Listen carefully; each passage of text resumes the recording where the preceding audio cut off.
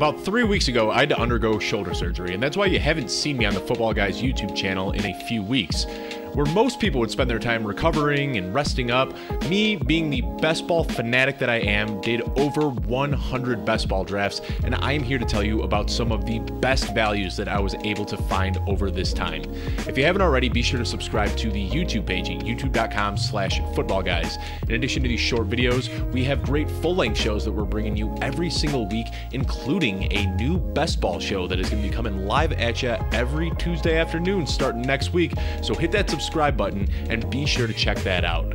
I'm Dave Kluge, and I'm going to talk about the 5 best values in Underdog drafts right now. Let's go ahead and start off with Saquon Barkley, who is currently getting drafted as the RB12 in Underdog. Now, he has been labeled injury prone, and a lot of people are scared to draft him, but I think that we have overcorrected when we are pushing him all the way into the 3rd round of best ball drafts. If you recall, early in their respective careers, Dalvin Cook and Leonard Fournette were both labeled as injury prone. Well, over the last 3 years, both of those backs have been able to suit up for 85% or more of their available games in the NFL. At just 25 years old, it's not crazy to think that Saquon Barkley is just as likely to shake that injury prone label. His upside is just as high as Leonard Fournette or Dalvin Cook's, possibly even higher. When you look at his availability and usage in the passing game last year, there is a lot to get excited about. Despite missing 4 games, he was 12th overall in targets. He was 10th overall in route participation. Prior to his tweaked ankle, he had outings with 21.4 and 29.6 fantasy points. He was looking like the running back we saw and fell in love with as a rookie. Then he tweaked his ankle and it was all downhill from there, but this guy still has immense weekly upside. Still just 25 years old, you are drafting a guy with league-winning potential in the 3rd round of your best ball drafts. The risk is obviously there, but we are pushing him way too far. Saquon Barkley would have to creep up into the 1st round of best ball drafts before I would even think about passing on him. As this video goes on, I'm going to progressively get a little bit deeper with each pick, and the next guy I want to talk about is Lazard, who is currently getting drafted as the wide receiver 45. If you follow me on Twitter, watch some of my other videos, or read my articles, you already know how I feel about Lazard. I think this guy is a smash at his current value. I was beating the drum for him when his ADP was in the 190s. It is currently at 92, and I still think he's a great value. He is the presumed wide receiver 1 on an Aaron Rodgers-led Green Bay Packers offense. I think his floor is at least wide receiver 3, but this guy has elite wide receiver 1 upside.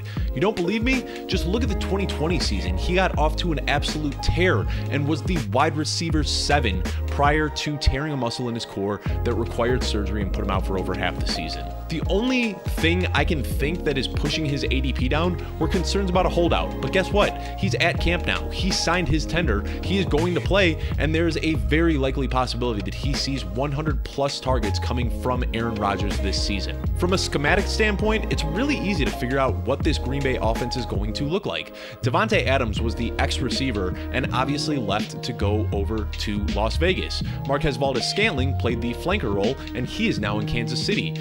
Lazard is the only guy with the size, route running ability, and the trust of Aaron Rodgers to step into Davante Adams' vacated role.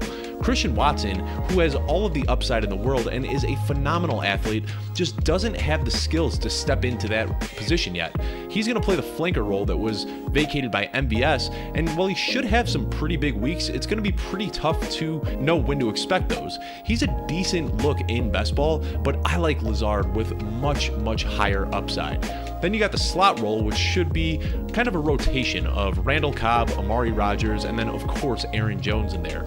But when looking at the X role that was vacated by Davante Adams, that is clearly Lazard's, and Aaron Rodgers has already commented on how he is ready to step up as the team's lead receiver. In the last 2 years, there's only been 1 game where Davante Adams missed, and Lazard and Marquez Valdes-Scantling were both active.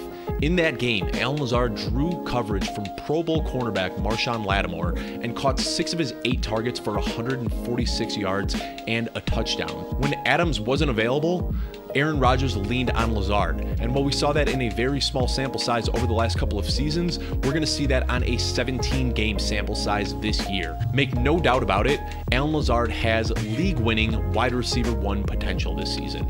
Allen Lazard is ready for a huge role, and the Packers' moves this offseason corroborate that. They didn't use either of their 2 first-round picks on wide receivers, and the only free agent that they brought in was Sammy Watkins. The stage is set for a monstrous breakout from Allen Lazard, and until he creeps into the top 30 wide receivers, I am going to continue reaching for him to make sure that I have him on as many of my squads as possible. As we get a little bit deeper down the draft board, this is when I start looking at tight ends. And a tight end that I cannot stop myself from drafting is Kmet as tight end 16. Now, I just wrote and published an article on Kmet last week. At that time, he was tight end 18. He is already starting to quickly creep up draft boards. So when you're drafting right now, feel free to reach for him because this is probably the cheapest he's going to be all offseason. Last year, he saw an awful touchdown rate, but was seeing borderline tight end 1 usage already. Jimmy Graham, Jesper Horsted, and Jesse James saw just 34 targets last season that they were able to convert into 6 touchdowns. Kmet saw 93 targets and didn't score once. If you just take a league average touchdown rate and tack that onto Kmet's fantasy total last year, he would have been the tight end 13 overall. And now with Allen Robinson gone, there is room for him to grow even more as a reliable target for Justin Fields. He saw 44 targets as a rookie, he saw 93 targets as a sophomore, and now heading into year 3, it's not crazy to think that he can draw 125 targets. Now, what is so special about that 125 target mark? Well, in the last decade, it has had an 84% hit rate of producing a top 3 receiver. So, well, yeah, Kmet has a pretty nice floor. We aren't even really paying attention to his ceiling, which is realistically top 3. Justin Fields got off to a brutal start as a starter last year when he had to step in for an injured Andy Dalton. But over his last 4 starts, he looked pretty good. And if you extrapolate the yardage total that Kmet saw in those 4 outings, it would have been 4th most in the league behind just Mark Andrews, Travis Kelce, and George Kittle. His ceiling is sky high right now. You are drafting much more than a safe guy who can see 80 to 100 targets. You're looking at a guy that has game-breaking upside over the course of this entire season, and he can be had outside of the top 12 tight ends. Currently going as tight end 16, Kmet would have to creep into the top 10 tight ends before he would fall off of my draft board. There's an untapped ceiling here that you should not ignore. Kmet should be one of your favorite targets in fantasy football drafts and is a smash right now in best ball formats. A bit further down the board, there's another wide receiver that I simply cannot stop myself from drafting. Right now, Jamison Crowder is getting drafted as the wide receiver 61, and I cannot figure it out for the life of me. Gabriel Davis, who has never pulled more than an 11% target share, is getting drafted as the wide receiver 24. Meanwhile, Jamison Crowder, who has seen a 24% plus target share in 2 of the last 3 seasons, is getting drafted almost 10 rounds later. From a schematic standpoint, it's really easy to envision how Jamison Crowder is going to fit into this offense. Cole Beasley has seen 100 or more targets in 3 consecutive seasons, and in those seasons, he finishes the wide receiver 33, wide receiver 27, and wide receiver 37. Those finishes should be what we should envision Jamison Crowder's floor at. But guess what? Jamison Crowder is younger, he's faster, he's more athletic, he's just a better all-around football player. When you look at his abilities after the catch, we should be projecting Jamison Crowder as a top 30 receiver, not a top 60 guy. Gabriel Davis is going to work as a field stretcher, but we shouldn't ignore the fact that Jamison Crowder is going to be playing out of the slot, which Josh Allen loves to target. Now, Jamison Crowder doesn't have wide receiver 1 in his range of outcomes, but you're not drafting him for that. You're drafting him as your wide receiver 5 or your wide receiver 6, and he is going to give you an extremely steady floor week to week. With Crowder's athleticism and abilities after the catch, he is easily inside my top 40 receivers this year.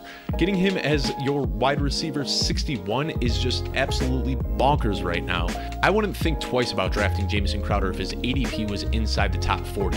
Where he's going right now, it is a no-brainer. Draft Jamison Crowder wherever you can, because I think as we start to dive a little bit deeper into camps and get some hype pieces on Jamison Crowder, his ADP is going to skyrocket. So lock it in while you can right now in the 12th, 13th, and 14th rounds of your draft. I saved the deepest pull for last, and I want to talk about a guy that you might not even know his name. Hassan Haskins is right now getting drafted as the running back 61, typically going in the 18th round of best ball drafts. Now, who is Hassan Haskins? He was a rookie drafted out of Michigan in the 4th round and went to the Tennessee Titans. We saw what a Derrick Henry-less Tennessee Titans team looked like last year, and they hardly missed a beat in the run game as D'Onta Foreman became a league winner. Well, guess what? Derrick Henry is 28 years old right now, and we have seen diminishing efficiency for 3 consecutive seasons. It's not crazy to think that he misses some games again this year after suffering a brutal injury last year. If he misses games, in steps the 6'2", 230-pound Hassan Haskins, who should play just as well as D'Onta Foreman did last year. Now, there is obviously no replacing Derrick Henry, but Hassan Haskins is pretty darn close when you look at his size.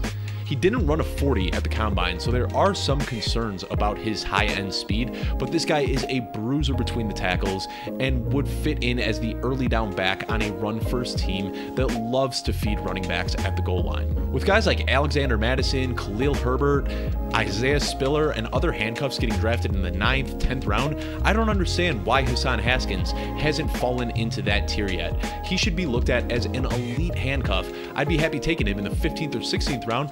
Luckily though, you don't have to. I have walked away with Haskins in almost 40% of my drafts in the very final round. You can snag this guy in the last round of your draft. He has elite upside and will add some much needed depth to your running back room, regardless of your prior roster construction. Thank you for checking this video out. I'll be back with a weekly video, so be sure to check this one out again next week as I look at some guys that I'm avoiding at their ADPs. Be sure to subscribe at youtube.com/footballguys to see this and all of the other videos, and I will see you next week.